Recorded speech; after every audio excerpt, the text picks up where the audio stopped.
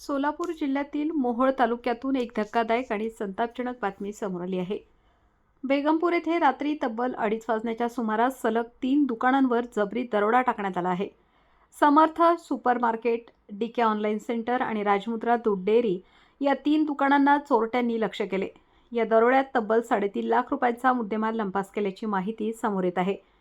विशेष म्हणजे दरोड्याचा हा संपूर्ण थरार सीसीटीव्ही कॅमेऱ्यात कैद झाला आहे। मध्यरात्री चोरट्यांनी दुकानांचे लक्ष्य करत केलेली हालचाल पाहून व्यापारी वर्गात मोठी खळबळ उडाली आहे। या घटनेनंतर बेगमपूरमधील व्यापारी आणि सर्वसामान्य नागरिकांमध्ये भीतीचे वातावरण निर्माण झाले आहे। रात्रीच्या वेळेस पोलिसांची गस्त वाढवण्याची गरज असल्याची मागणी नागरिकांकडून केली जात आहे।